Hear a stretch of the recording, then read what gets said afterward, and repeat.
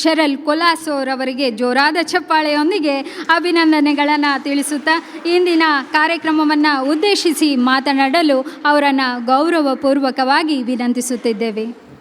A lot of ladies and a few gentlemen. I usually don't carry a paper, not my style at all. But when I was invited to speak to a group of judges and lawyers, I will be honest, my heart started to thump.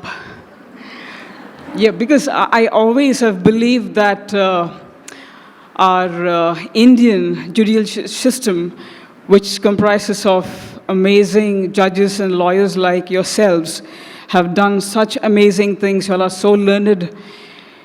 You all are phenomenal. And that's why the nervousness and the paper.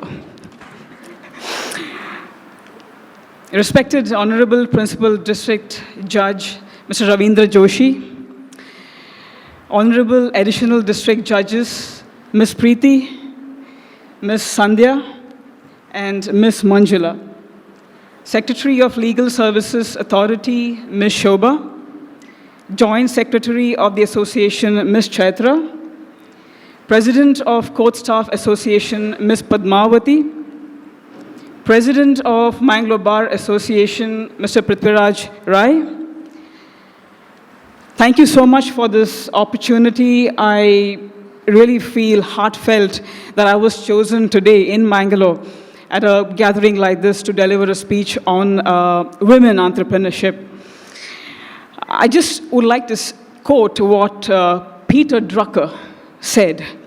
Success is not final, failure is not fatal, but it is the courage to continue that counts. So this takes me far, back in my life when I graduated back in St. Agnes College, Mangalore, right here. So I have been a student of St. Agnes for 20 years. Should I say 16 years. From my kindergarten to my degree was spent in St. Agnes campus. When I graduated, I was blessed enough to go to Bangalore and to pursue my dream of getting into the corporate then.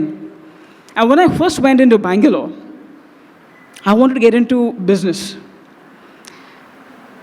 And I told my parents I'm going to start something of my own.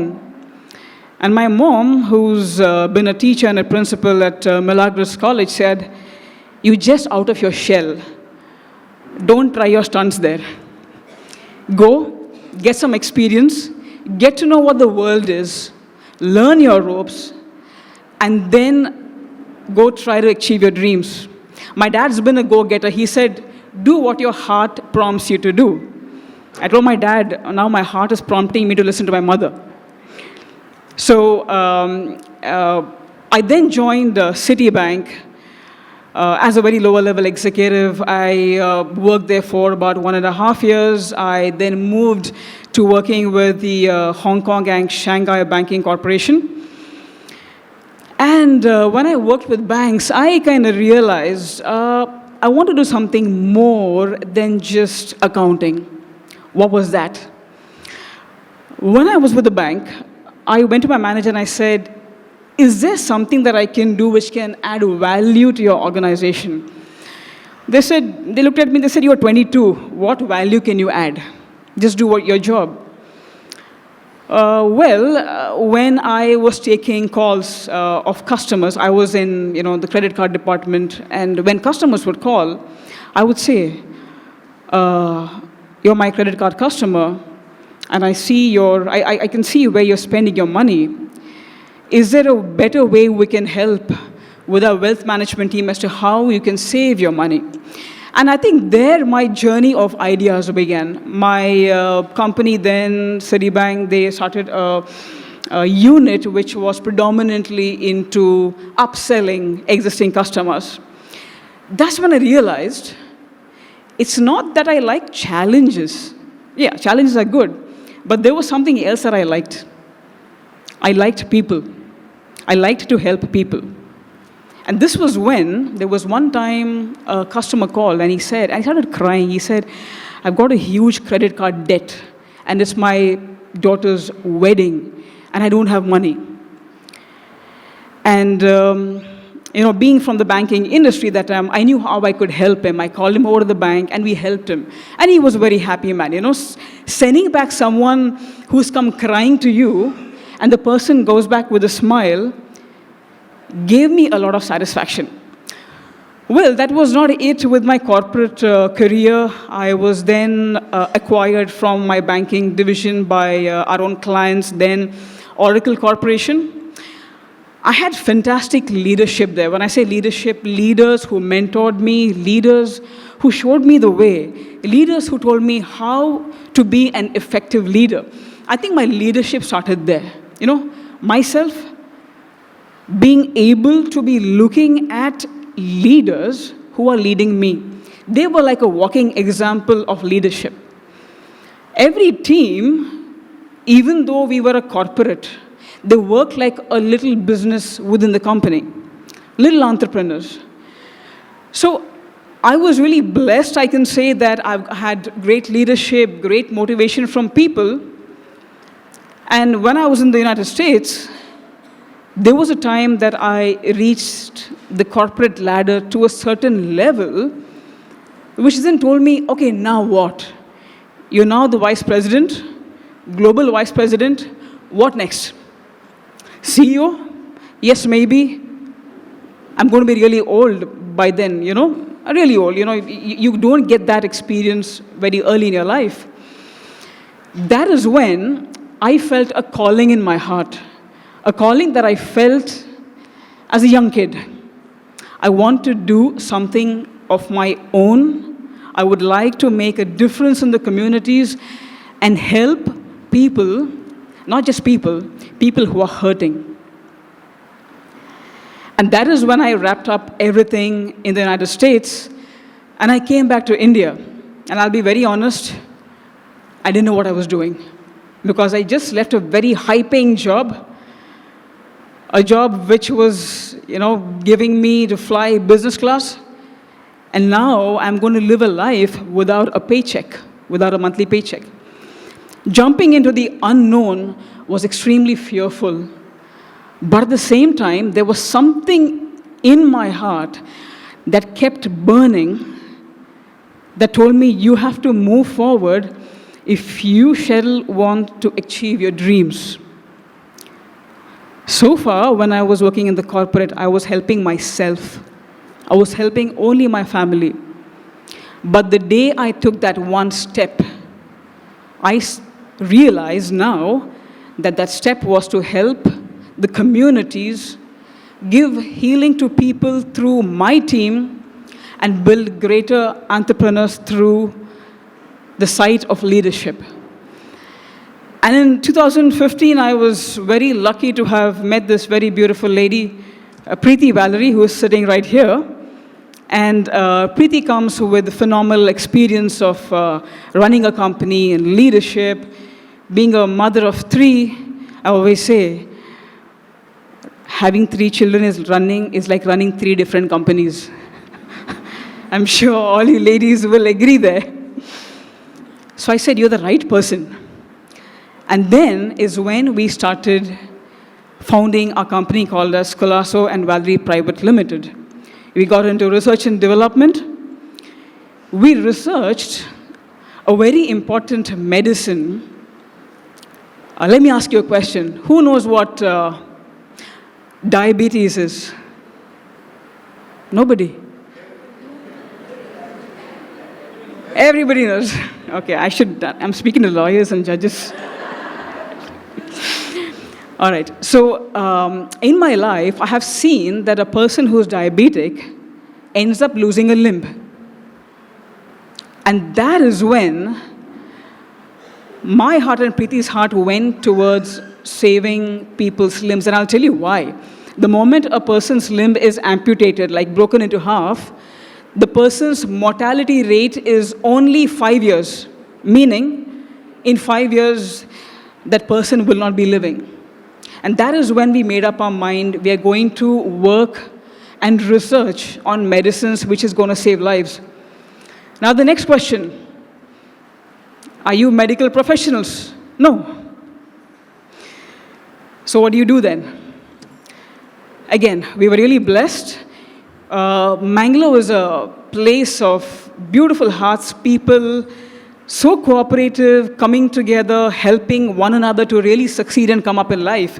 The doctors and surgeons of Mangalore became one with us, and they gave us advice. They started using our medicines. They started giving us an exposure to the way a patient is taken care of. So from 2015 to being nothing, today as we stand in 2023, with the help of our beautiful and amazing and vivacious surgeons and doctors, we've been able to save 90,000 limbs from amputation.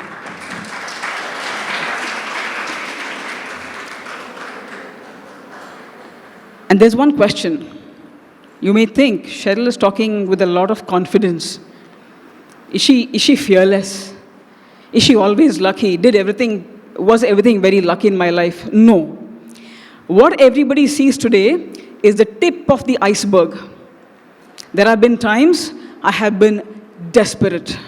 There have been times for months, and honestly, I'm telling you, I'm not exaggerating, I have laid flat on the floor of my room, looking at the ceiling and asking my God, what do you want me to do? Are you really joking with me when you told me to leave my job and come to India? It was scary. And I'll tell you, to everyone who aspires to be an entrepreneur or a leader in your own way, leadership is difficult. Entrepreneurship is difficult, but it is not impossible.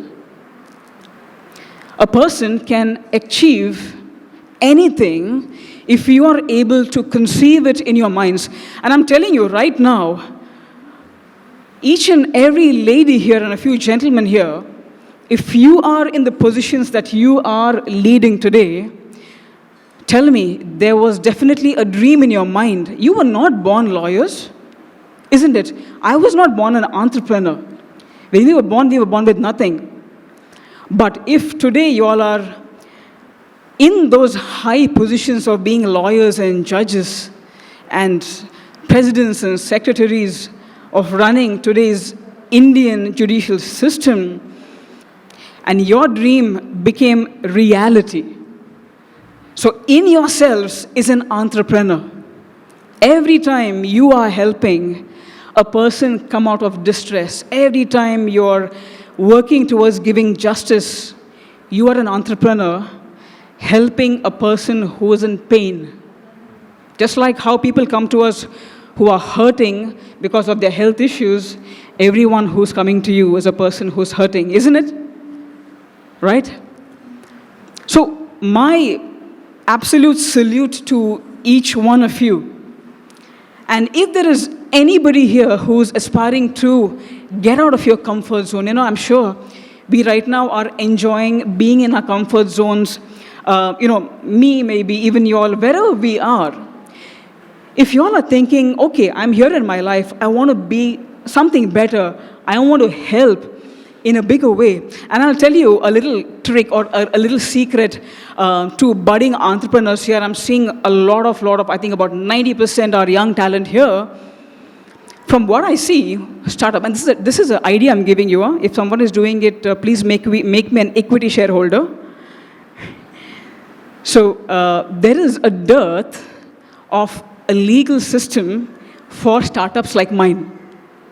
When we are trying to come out and do something, we don't get easy access to fantastic people like all of you here. It's a very difficult route that we have to come to every judge, every lawyer.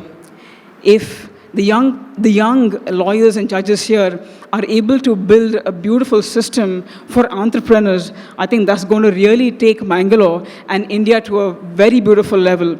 And I'll definitely be one of the first customers. Fear is the silent destroyer of dreams. Has anybody come across fear in your life? Many times, no, ma'am? Yes. And when you look at me, a lot of people think she's fearless. And that is so wrong. I experience fear every day. But it is the courage that gets us to take that step from the point of fear to move forward and achieve the desires of our dreams. And I'm going to end here when I say, women, ladies, you are the foundation of each and every home. And I can tell you this very strongly because I have a mother who's the foundation in my house, my dad, of course, as well. But the position a lady or a woman holds is by far amazing. My own co-founder, Preeti, like I said, I see her at home. I see her being a wonderful mother. I see her running a company. People look at me and they think I do everything. No, honestly, I just do 10%. She does the 90%. So each one of you is very valuable, and let me tell you one last sentence, and I want each one of you to hear that. Ladies, my lovely ladies, your shoulders are so strong that each and every human being in this world needs to stand on your shoulders to look at a bright future ahead. Thank you for having me. Have a pleasant evening.